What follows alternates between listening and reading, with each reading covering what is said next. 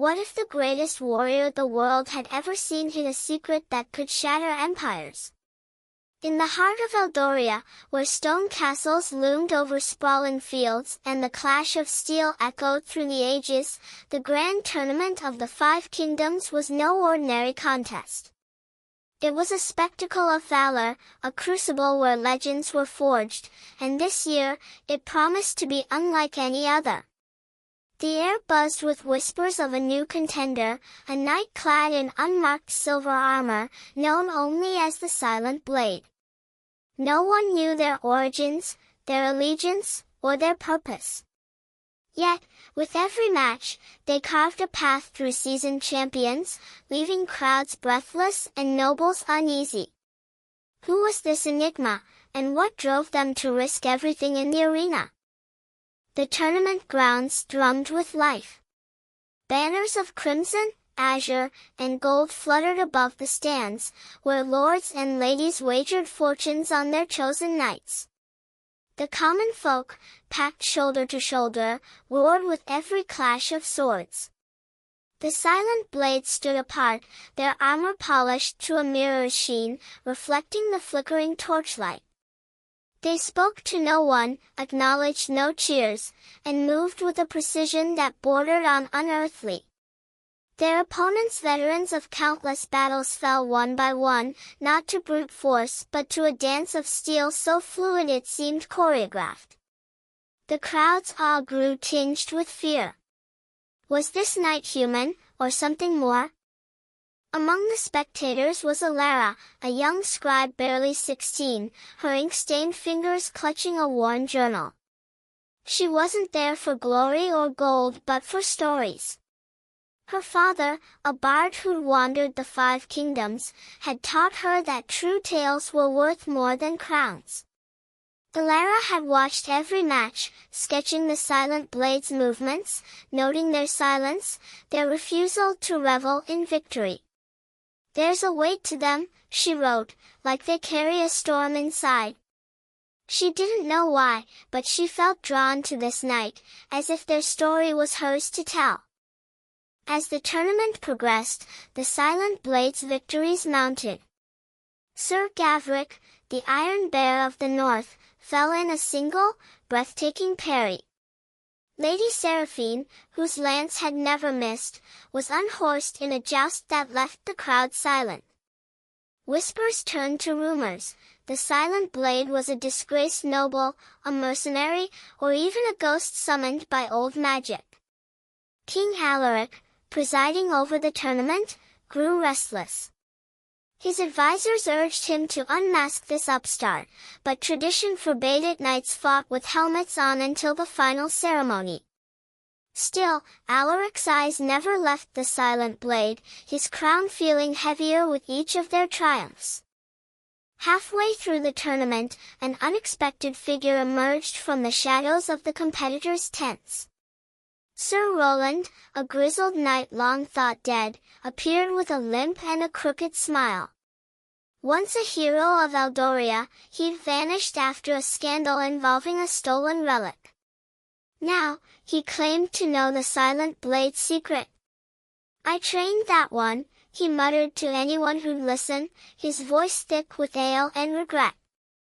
"They're no ordinary knight." Alara, overhearing, scribbled furiously.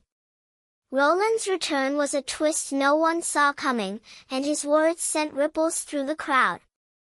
Had he truly mentored this mysterious warrior? If so, why did his eyes flicker with fear when he spoke of them?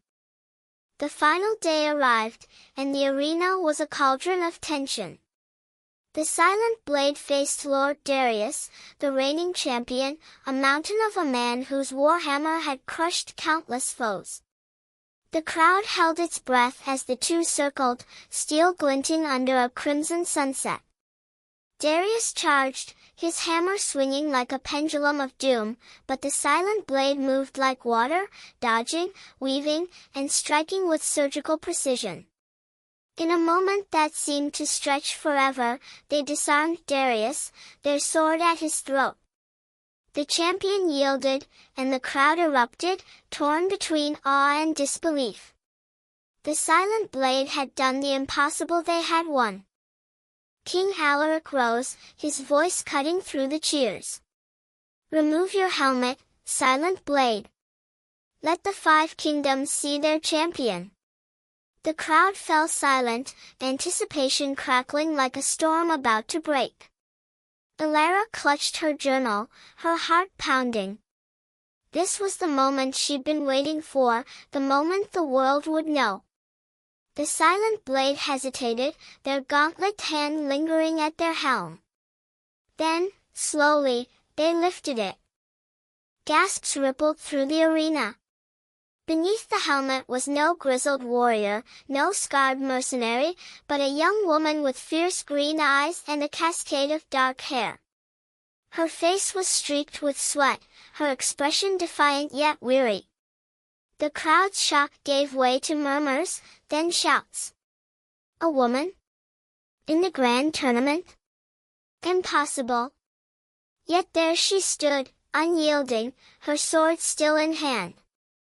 King Alaric's face paled, his advisors whispering furiously. Tradition had never accounted for this. Her name, she declared, was Eloria.